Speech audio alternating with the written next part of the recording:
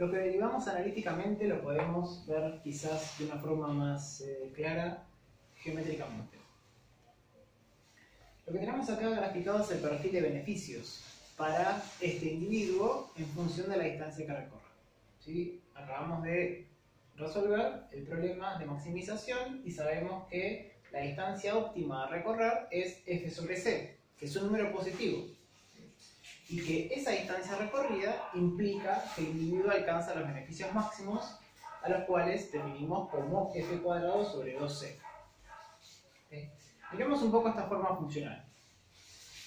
Fíjense que arranca en el origen, es decir, naturalmente, por como planteamos el modelo, si el individuo decide replicar el bien que le fue enseñado por su antecesor, no va a obtener ningún beneficio adicional, ¿sí?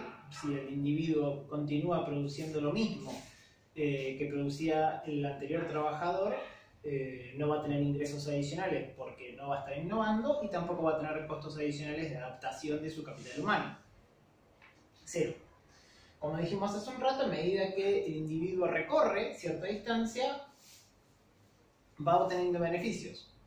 Llega a un punto óptimo de distancia y a partir de ese punto óptimo, si sigue recorriendo distancia, si se sigue alejando del bien que él sabe hacer a la perfección, los costos, como son cuadráticos, empiezan a ganarle los beneficios lineales y llega un punto en el cual los beneficios pasan a ser nulos. ¿Sí? Ese punto donde los beneficios se hacen nulos es la distancia 2f sobre c, es decir, exactamente el doble que la distancia óptima.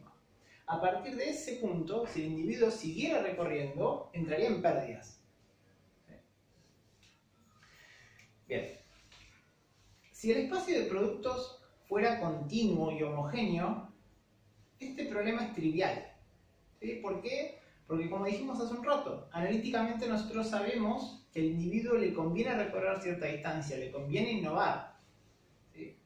Por lo tanto, sabemos que siempre va a recorrer la distancia óptima y va a pasarse a un bien que esté exactamente a esa distancia. Y obviamente va a aprender a hacer ese oficio con perfección y le va a transmitir al nuevo trabajador joven cómo hacer ese bien a la perfección. De esa forma, la innovación iría replicándose generación tras generación. Y esa estructura productiva sería cada vez más diversificada. Ahora bien, lo que nosotros vimos como evidencia empírica es que el espacio de productos no es ni continuo ni homogéneo. Todo lo contrario, tiene zonas densas y zonas donde hay muy pocos bienes. Si se da el caso de que estamos hablando de un individuo que arranca su recorrido en una parte del espacio de productos donde casi no hay bienes en la cercanía, el problema no es trivial. ¿Sí? Porque puede pasar tranquilamente de que el individuo arranque en este punto, sepa hacer exactamente bien ese producto y que recorra la distancia óptima y que no encuentre otro bien en esa distancia. Que incluso decida continuar avanzando, continuar recorriendo distancia hasta 2fc y que tampoco encuentre un segundo bien en todo este tramo. ¿Sí? Obviamente, hasta este punto, al individuo le conviene recorrer distancia. ¿Sí? Pero cuando pasa 2fc, si sigue recorriendo va a pérdidas. Lo racional y lo óptimo es que el individuo, cuando se enfrenta ante esta situación, ¿sí? Ante una zona del espacio de productos en la que no hay un bien cercano, bueno, lo lógico es que decida quedarse, ¿sí? Y seguir produciendo lo mismo que producía su maestro. Ahora bien, claramente estamos hablando de una decisión que es óptima desde el punto de vista individual.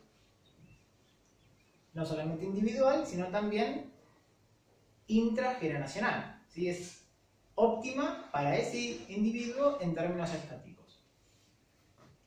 ¿Qué pasa si justo se da la casualidad de que apenas cruzando el umbral que a ese individuo le implica una pérdida, aparece un segundo bien? ¿Sí? Por ejemplo, a una distancia 2fc más epsilon. Y no solamente eso, sino que a partir de encontrar este bien, el individuo ingresara en una parte densa del espacio de productos donde no hay solamente uno, hay un montón de bienes cercanos, uno del otro. ¿Sí? Y esto tranquilamente puede pasar porque, como dijimos, el espacio de productos no es homogéneo. Si este fuera el caso, lo que individualmente es óptimo, socialmente es subóptimo, sobre todo si lo pensamos en términos intergeneracionales. ¿Por qué? Bueno, porque si este individuo de alguna forma fuera pérdida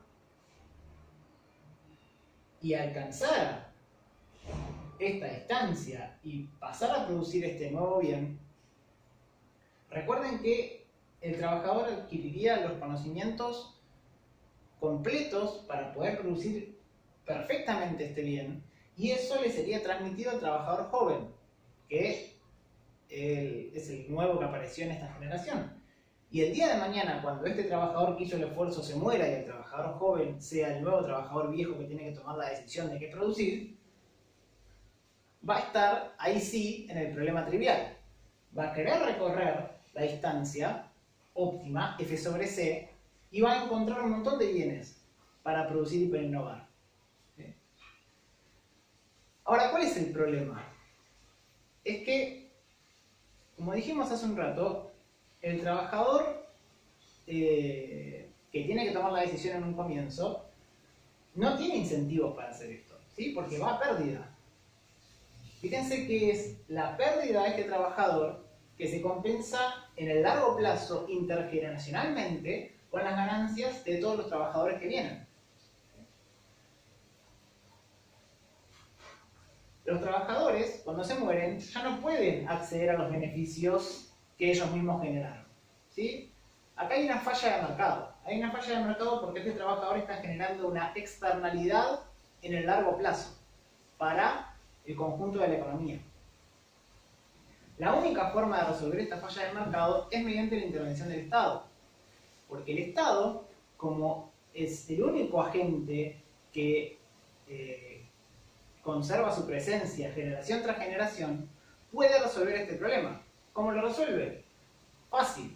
Le da subsidios a este trabajador para que vaya recorra toda esta distancia y pueda cubrir sus pérdidas. Y ese subsidio, ¿a quién se lo cobra? Al trabajador joven, que se va a beneficiar de que el trabajador inicial haya recorrido esa distancia. ¿Sí? El Estado queda neutro, no tiene que entregar plata de más. Le da al trabajador joven para que recorra la distancia y les cobra a los trabajadores en el futuro porque esa política rindió sus frutos. ¿Sí? Y este tipo de situaciones es bastante habitual en los países en desarrollo. Cuando uno mira los datos, se encuentra con que la canasta de exportación de estos países está plagada y está muy concentrada de bienes que se encuentran en la parte aislada del espacio de productos. ¿Sí? Por eso es que son países en los que hay mucha dependencia del sendero y donde no se ve el cambio estructural. ¿Sí? Porque las generaciones actuales no tienen los incentivos suficientes como para innovar. Es muy costoso, van a ir a pérdida y no van a ver los beneficios de esa innovación ellos. Los van a ver las generaciones futuras. Y ese problema es muy difícil de resolver si no hay alguna intervención del Estado que busque específicamente resolver ese problema. Entonces, lo que quiero que quede claro es que este modelo plantea la situación en la cual hay un equilibrio que es óptimo desde el punto de vista individual, es una conducta racional para este individuo quedarse no recorrer ninguna distancia y seguir produciendo el bien que le enseñaron, pero que ese mismo equilibrio que es óptimo de forma individual es subóptimo cuando lo analizamos socialmente en términos dinámicos. ¿Sí? Y que, de nuevo, esto no siempre tiene que ser así. Si se da el caso de que estoy en la parte densa del espacio de productos desde un comienzo, el problema es trivial. ¿Sí?